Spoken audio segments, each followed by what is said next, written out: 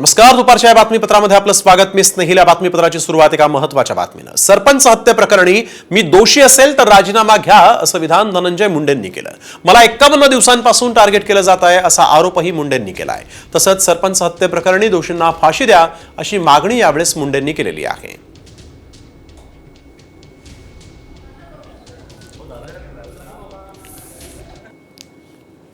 आता या बाबतीमध्ये धनंजय मुंडे या सर्व गोष्टीमध्ये माननीय मुख्यमंत्री महोदयांना, माननीय उपमुख्यमंत्री महोदयांना कुठं जर दोषी वाटत असतील तर त्यांनी राजीनामा मागावा, राजीनामा देणार. पण विषय फक्त हा काढून राजीनाम्याचा होत असेल तर या बाबतीमध्ये मी दोषी आहे का नाही या बाबतीत माननीय मुख्यमंत्री, माननीय उपमुख्यमंत्री हे सांगू शकतील ना. आपण त्यांना सुद्धा म्हणजे ह्या सगळ्या गोष्टी क्लिअर झाल्या पाहिजेत. मला या बाबतीत मी आपल्याला माहीत असली या 51 दिवसामध्ये मी एकच गोष्ट बोललो आहे की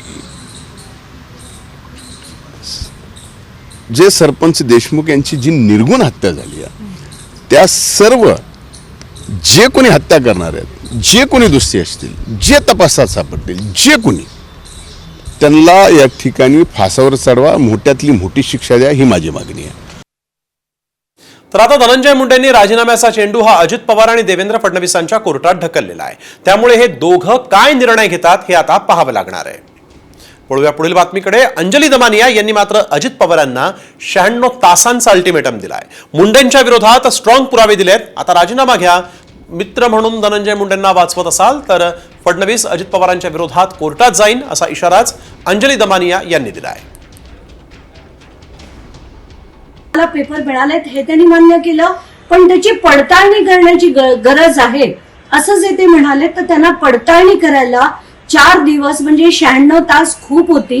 याच्यानंतर जर त्यांनी कारवाई केली नाही आणि राजीनामा घेतला नाही, कारण हे खूप स्ट्रॉंग पुरावे आहेत.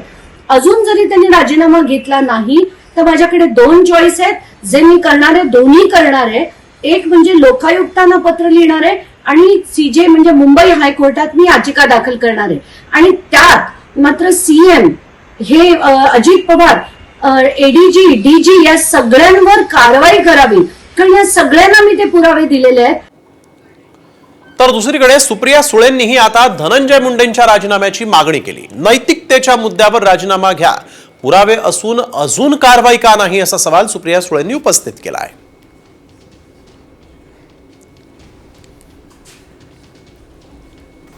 आणि लोकशाहीमध्ये त्या संविधानाच्या चौकटीतच आम्ही करतोय ना जे करतोय ते. आणि पुरावे तर सगळेच देत आहेत. रोज तुमच्या चॅनलवर एक नवीन पुरावा देतोय. अजून काय पुरावे पाहिजे? आम्ही काय मागणी करतोय, आम्ही जे मागणी करतोय आणि सगळे पक्ष त्याच्यात अजित पवारांचा जो एनसीपी अजित पवार आहे तो पण आहेच ना मागणी करण्यात राजीनाम्यात. कुठला पक्ष जर राजीनामा मागत नाहीये म्हणजे त्यांचा स्वतःचा पण पक्ष म्हणतोय राजीनामा द्या, आणि राजीनामा मी नैतिकतेवर मागतोय. तर धनंजय मुंडेंच्या पक्षाचा राष्ट्रीय अध्यक्ष मुंबईत आहे, मात्र त्यांच्या पक्षाचा मंत्री खुलासा द्यायला दिल्लीत जातो. ही महाराष्ट्राची अवस्था आहे असं म्हणत संजय राऊतांनी धनंजय मुंडेंनाही टोला लगावलाय. आपलं पद वाचवण्यासाठी शेवटी त्यांना दिल्लीतच जावं लागतं. अजित पवार गटाचे ते मंत्री आहेत, पण खुलासा द्यायला कुठे जावं लागतंय तर दिल्लीमध्ये अमित शहाकडे. त्यांच्या पक्षाचे राष्ट्रीय अध्यक्ष मुंबईत आहेत किंवा बारामतीत आहेत किंवा पुण्यात आहेत बसलेले, पण त्यांचा पक्षाचा मंत्री खुलासा देण्यासाठी दिल्लीत जातोय. ही महाराष्ट्राची अवस्था आहे. तर मंत्री धनंजय मुंडेंच्या अनेक शेल कंपन्या असून खंडणीची रक्कम त्यामध्ये वळती केल्याचा गंभीर आरोपही करण्यात आलेला आहे. आणि या प्रकरणाचा तपास थेट हायकोर्टाच्या देखरेखीखाली चालावा आणि ईडीनं देखील या प्रकरणी समांतर तपास करावा यासाठी म्हणून जनहित याचिका दाखल करण्यात आलेली आहे. एसआयटीनं खोलवर तपास केल्यास मंत्र्यांवर मुक्कामधील कलम 3 अंतर्गत शिक्षा होऊ शकते असंही याचिकेत म्हटलेलं आहे. आणि या याचिकेवर बुधवारी आता सुनावणी होण्याची शक्यता आहे. तर या याचिकेत काय दावा नेमका केलेला आहे पाहूयात. मुंडे आणि कराड जगमित्र साखर कारखाना व्यंकटेश्वरा कंपनीत संचालक. व्यंकटेश्वरा कंपनीच्या कार्यालयात कराडचे बेकायदा धंदे. धनंजय मुंडेंच्या अनेक शेल कंपन्यांमध्ये कराड देखील संचालक आहे. मुंडे कराडच्या शेल कंपन्यांमधील गुंतवणुकीचा तपास करावा. धनंजय मुंडे कॅबिनेट मंत्री असल्यामुळे तपासावर परिणाम.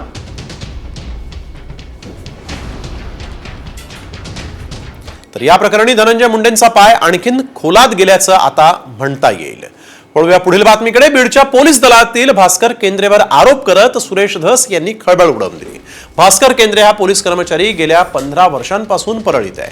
त्याच्याकडे स्वतःचे 15 जेसीबी आणि 100 टिप्पर असल्याचा खळबळजनक आरोप सुरेश धस यांनी केलाय. मटक्यावाल्यासोबत या पोलिसाची पार्टनरशिप असल्याचाही आरोप धसांनी केलाय.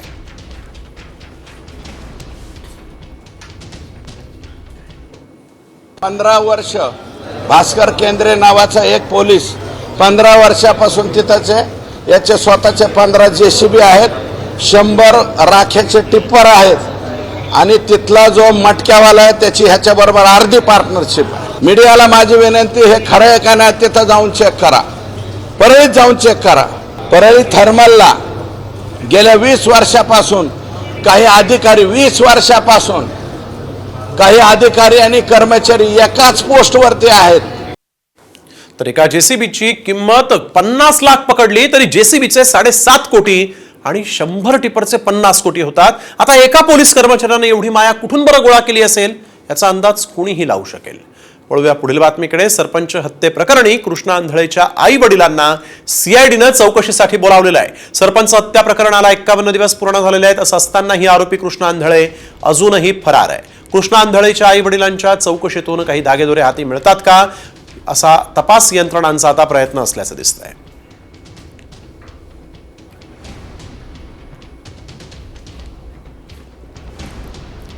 त्यामुळे सरपंच हत्ये प्रकरणी 51 दिवसानंतर तरी कृष्णा आंधळे तपास यंत्रणांच्या हाती लागणार का हे पाहावं लागणार आहे. वळूया यानंतर पुढील बातमीकडे. एक महत्वाची बातमी म्हणजे शिंदेंच्या ठाण्यातच शिंदेंना घेरण्याची आता रणनीती भाजपकडून करण्यात आली आहे का, असा सवाल उपस्थित होतोय. कारण शिंदेंच्या ठाण्यात मंत्री गणेश नाईकांचा जनता दरबार भरणार आहे. तर दर 3 महिन्यांनी ठाण्यामध्ये जनता दरबार घेण्याची घोषणा गणेश नाईक यांनी केली. तर गणेश नाईकांच्या जनता दरबारला पक्षाचं देखील समर्थन असल्याचं पाहायला मिळत आहे.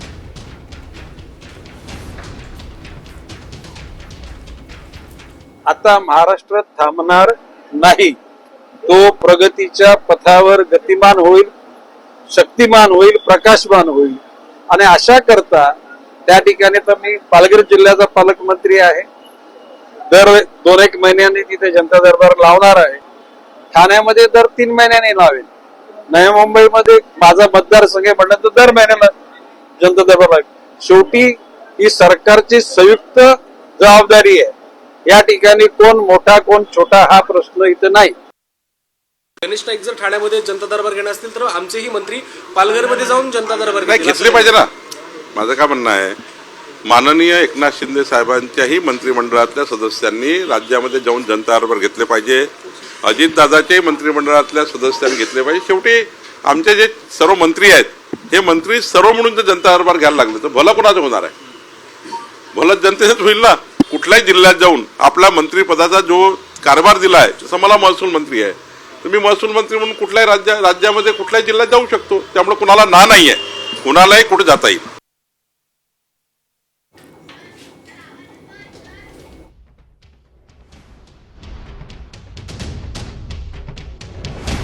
आता गणेश नाईक यांचा जनता दरबार भरणार आहे.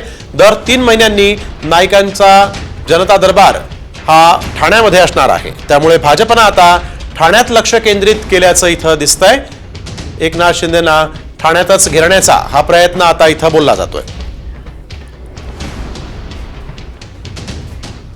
येत्या काही दिवसात 10वी आणि 12वीच्या परीक्षा सुरू होणार आहेत आणि या पार्श्वभूमीवर बुरखा घातलेल्या परीक्षार्थींना परीक्षा केंद्रात प्रवेश देण्यात येऊ नये असं पत्र मंत्री नितेश राणे यांनी शिक्षण मंत्री दादा भुसेंना लिहिलंय.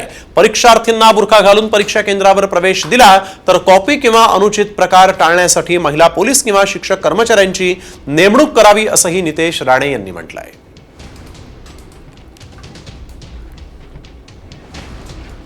वळूया पुढील बातमीकडे. उत्तर प्रदेशातील प्रयागराजमधील महाकुंभ मेळ्यामध्ये चेंगराचेंगरी झाली आणि या चेंगराचेंगरीत 20हून अधिक भाविकांचा मृत्यू झाल्याची भीती व्यक्त होतीये, तर अनेक भाविक जखमी झाल्याची माहिती आहे. यावेळेस जखमींना रुग्णालयामध्ये नेण्यासाठी ग्रीन कॉरिडॉर तयार करण्यात आला होता. मौनी अमावस्येनिमित्त अमृत स्नानासाठी लाखो भाविक आले होते.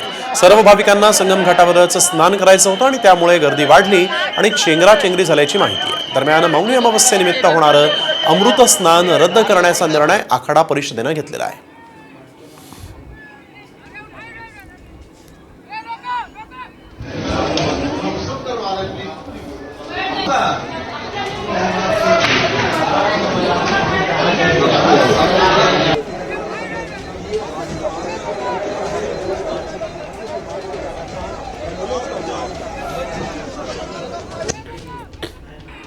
जैसे ही मुझे पता लगा तो सबसे पहले हम लोगों ने अपने कैंप में सबको बता दिया कि आज सब साथ मिलकर स्नान नहीं करेंगे. जो जहाँ पर है, जिस तट पर है, वहीं पर सब स्नान करें. सामूहिक स्नान को हमने रद्द किया है. स्नान सब करेंगे, लेकिन अब जहाँ जगह मिले वहीं स्नान करें. इस समय सबकी सुरक्षा ही सबसे बड़ा स्नान है. दूसरों की सेवा ही सबसे बड़ा संगम है. और ऐसा नहीं कि वहीं संगम है वहीं स्नान करना है, जहाँ है वहीं स्नान करें. इतने अचानक भीड़ आ गए, भीड़ में हम फंस गए. लोग धक्का मारने लगे, हम नीचे गिर गए. बहुत लोग नीचे गिर गए. बहुत ज्यादा भीड़ कंट्रोल नहीं हो रहा है. हम एक पल एक ऐसे गिरते रहे.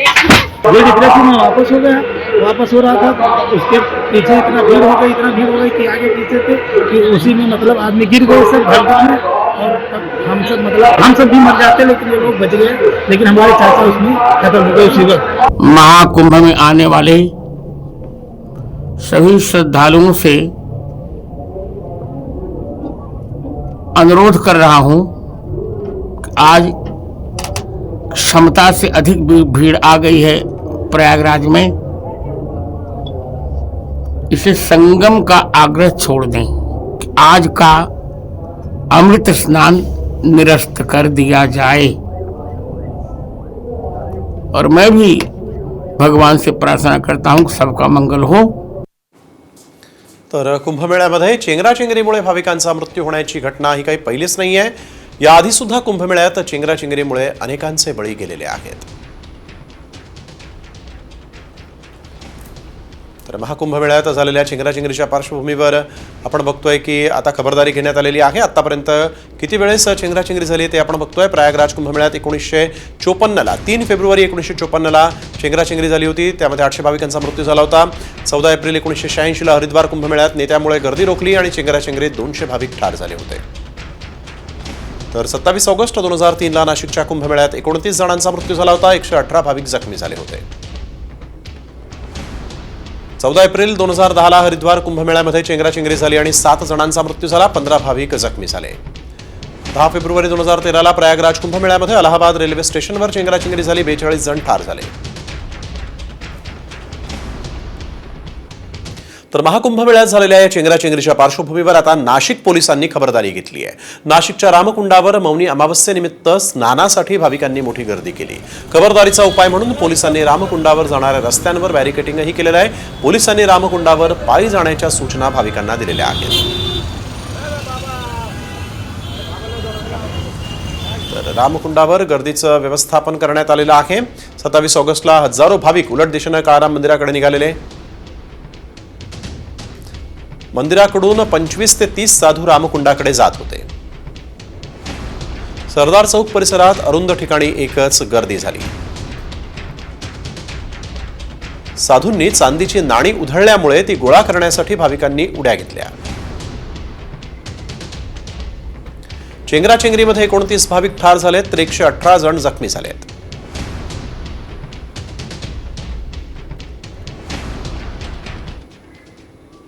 त्यामुळे असं कुठलेही लांबून चालन आम्ही सहन करणार नाही, ही भूमिका आमची पहिल्यापासून असल्यामुळे अशा पद्धतीचं पत्र मी लिहिलेलं आहे.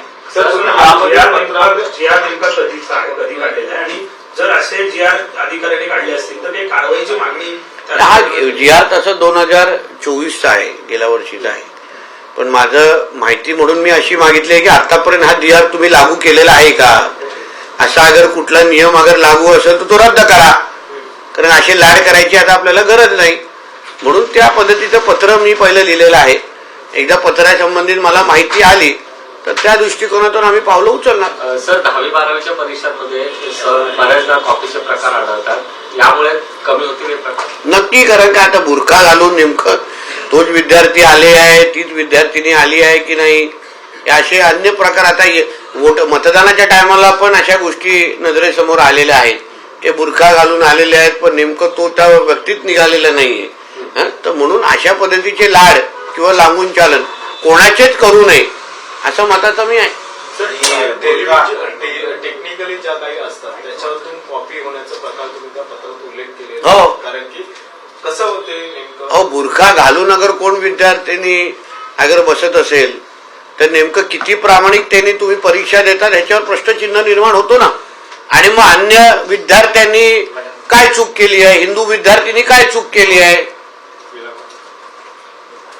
मग आम्हाला ड्रेस कोड आमचे नाही असू शकत का? आम्ही विविध आमच्या धर्माचा प्रचार प्रसार नाही करू शकत का? तर म्हणून अशा पद्धतीचं पत्र लिहून एकंदरीत संबंधित डिपार्टमेंटला ह्याबद्दल लक्ष घालण्यासाठी मी सांगितलेलं आहे. चेकिंग करताना लॉ अँड ऑर्डरची स्थिती येऊ शकते, कारण बुरखा चेकिंग करताना बरेच वेळा ऑब्जेक्शन घेतात, मग गोंधळ होतो. हो, कारण का काय होतं, जेव्हा कोणी ऑब्जेक्शन घेतं तर मग ये हमारे धर्म के खिलाफ आहे, ये इस्लाम के खिलाफ आहे असं बोलण्याची भाषा सुरू होते. पण मुळामध्ये अन्य विद्यार्थी अगर आपला धर्म शाळेमध्ये आणत नसतील, कॉलेजमध्ये आणत नसतील तर मग मुस्लिम समाजाने पण तो आपल्या स्कूल कॉलेजमध्ये आणू नये हा सरळ स्पष्ट मुद्दा आहे. कारण का तुम्हाला अगर कोणी प्रश्न विचारला तरी तुम्हाला चटके लागतात, यापेक्षा तुम्ही तुमचा धर्म तुमच्या घरापर्यंत आणि तुमच्या धर्मशाळांपर्यंत ठेवा, तो दुसऱ्यांवर लादण्याचा प्रकार करू नका, एवढंच आमचं म्हणणं आहे. इथं या प्रतिक्रियेनंतर विरोधकांचं असं एक मत यायला लागलेलं आहे की मंत्र्यांनी अशा स्वरूपाची थेट भूमिका घेणं म्हणजे परत तुम्हाला जे केंद्राधिशी करायचं आहे किंवा अल्पसंख्याकांच्या मनात. अहो, लक्षात घ्या, लांगुल चालन म्हणजे एका विशिष्ट धर्माचं लांगुल चालन होऊ नये ही आमची सरकारचीच भूमिका आहे. मी काय वेगळं बोलत नाहीये. म्हणून अशा पद्धतीचे चुकीचे अगर परिपत्रक निघाले असतील किंवा GR निघाले असतील तर सरकार म्हणून, सरकारचा प्रतिनिधी म्हणून, सरकारचा भाग म्हणून बोलण्याचा मला अधिकार आहे. आणि म्हणून मी ते संबंधित मंत्र्याच्या निदर्शनास आणून दिलेलं आहे की बाबा अशा प्रकारचे अगर GR आणि परिपत्रक निघाले असतील तर तुम्ही त्वरित रद्द करा. कारण का एका धर्माच्यात लाड करण्याचं कुठेच कुठलीच भूमिका घेता कामा नये अशा मताचे आम्ही सगळेजणच आहोत. आता काही दिवसांपूर्वी भाजपचे आणि संघाच्या संदर्भात बैठक झाली, त्या बैठकीमध्ये असं एक म्हटलं गेलं की तर नितेश राणे बोलत होते. आणि आता पाहूया तर टॉप 50 बातम्या. बारामती MIDC पेन्सिल चौक ते गदिमा चौक या रस्त्यावर 2 चारचाकी वाहनांच्या स्टंटबाजीचा एक व्हिडिओ समोर आलेला आहे. स्वतःच्या आणि इतरांच्या जीवितास धोका निर्माण करणाऱ्यांवर कारवाई करा अशी मागणी आता होतीये. पोलिसांनी शोध घेऊन या दोघांवर गुन्हा दाखल केलेला आहे.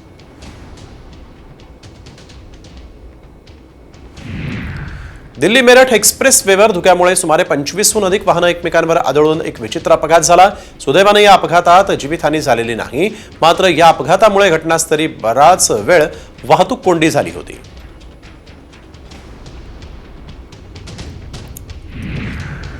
अभिनेता सैफ अली खानवर चाकू हल्ला करणाऱ्या आरोपीची न्यायालयीन कोठडीत रवानगी करण्यात आली. सैफ अली खानवर चाकू हल्ला केल्याप्रकरणी मोहम्मद शरीफुल शहजादला बेड्या ठोकण्यात आल्या. मुंबई पोलिसांनी आरोपीला पोलीस कोठडी देण्याची मागणी केली होती. मात्र कोर्टानं ती फेटाळून लावत या आरोपीला 14 दिवसांची न्यायालयीन कोठडी दिलेली आहे. पीपल फॉर एनिमलचे कार्यकर्ते आणि रेव पार्टी प्रकरणाचा साक्षीदार सौरभ गुप्ता यांनी एल्विश यादवच्या विरोधात FIR दाखल केलेला आहे. एल्विश यादववर साक्षीदाराला धमकावल्याचा आरोप करण्यात आला. गाझियाबादमधील नंदग्राम पोलीस ठाण्यामध्ये एल्विश यादव विरोधात FIR दाखल करण्यात आलेला आहे.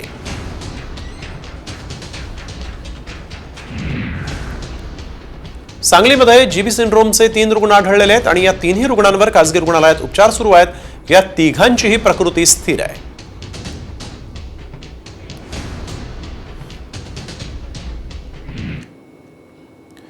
मुंबईमध्ये बाईक टॅक्सीबाबत परिवहन विभागाने एक मोठा निर्णय घेतला. मुंबईत पुढच्या 2 महिन्यांमध्ये रॅपिडो सारख्या बाईक सर्व्हिस सुरू होणार आहेत. बाईक टॅक्सी सुरू करताना महिलांच्या सुरक्षेची विशेष काळजी घेतली जाणार आहे. बाईक चालकाला मागे प्रवासी बसवताना बाईकच्या मध्ये पार्टिशन लावणं बंधनकारक असेल. ओला उबर प्रमाणेच मुंबईत बाईक टॅक्सीला परवानगी देण्यात येणार आहे. त्यामुळे आता मुंबईमध्ये बाईक टॅक्सी पुढच्या 2 महिन्यात सुरू होईल, परंतु चालक आणि प्रवाशाच्या मध्ये पार्टिशन यावेळेस लावावं लागणार आहे. मुंबईमध्ये 2 महिन्यात बाईक टॅक्सी सुरू होणार आहे आणि त्या संदर्भात परिवहन विभागानं मोठा निर्णय घेतला आहे.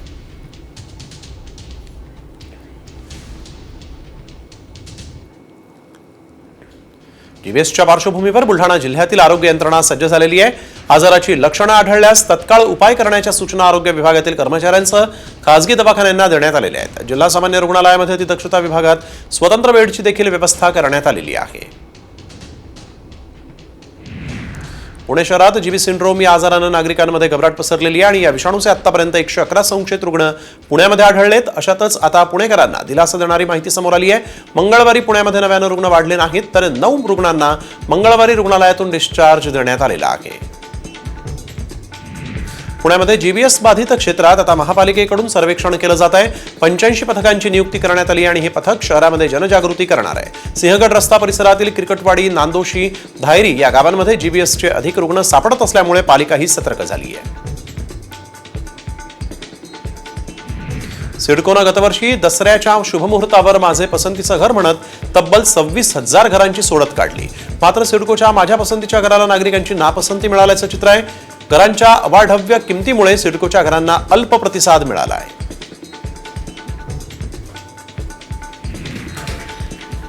चेंबूर ते संत गाडगे महाराज चौक या मोनोरेल्वे मार्गावर ऑगस्ट 2025 पासून आणखीन 10 नव्या गाड्या प्रवाशांच्या सेवेत दाखल होतील. त्याचं नियोजन महामुंबई मेट्रो संचालन मंडळानं केलंय आणि यातून मोनोमार्गावर प्रवास करणाऱ्या प्रवाशांना दिलासा मिळणार आहे.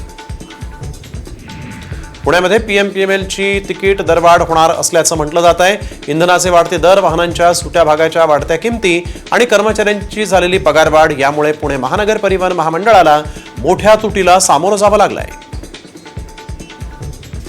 इस्रोनं 100वे ऐतिहासिक प्रक्षेपण यशस्वी करत एक नवा इतिहास रचला.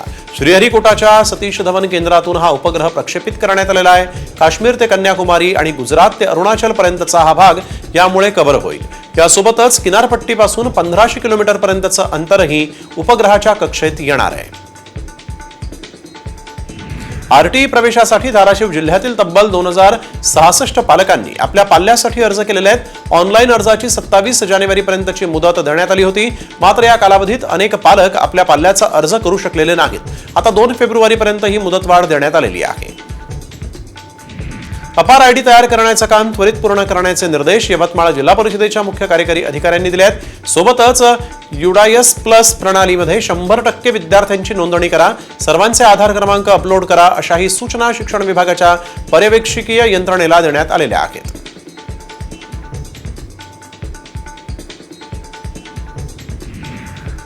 येत्या शनिवारी संपूर्ण नाशिक शहराचा पाणीपुरवठा बंद राहणार आहे. गंगापूर आणि मुकणे धरणावरील पंपिंग स्टेशनच्या विद्युत विषयक कामांसाठी वीज पुरवठा शनिवारी खंडित राहील. पिंपरी चिंचवड शहरामध्ये पहिल्यांदाच तृतीयपंथीयांचा सामूहिक विवाह सोहळा पार पडला. तृतीयपंथीयांना देखील विवाहाचा अधिकार मिळावा यासाठी म्हणून परिवर्तनाचा पायंडा पिंपरी चिंचवड शहरातील नारी द वुमन या संस्थेनं पाडलेला आहे आणि या सामूहिक विवाह सोहळ्यात 5 तृतीयपंथी जोडप्यांनी आपली लग्नगाठ बांधलेली आहे.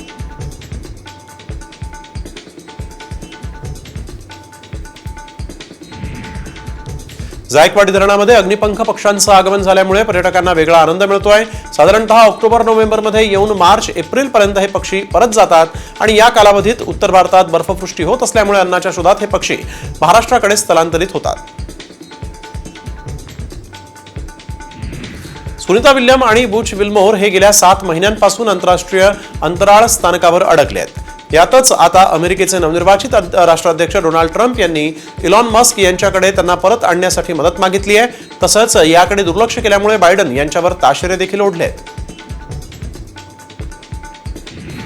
प्रयागराजमध्ये भाविकांची प्रचंड गर्दी झाली. मौनी अमावस्येनिमित्त अमृत स्नानासाठी गर्दी करण्यात आलेली आहे. सकाळी 6 वाजेपर्यंत सुमारे 2.25 कोटी लोकांचं अमृत स्नान झालंय. आतापर्यंत महाकुंभामध्ये 19 कोटी लोकांचे अमृत स्नान पार पडलंय.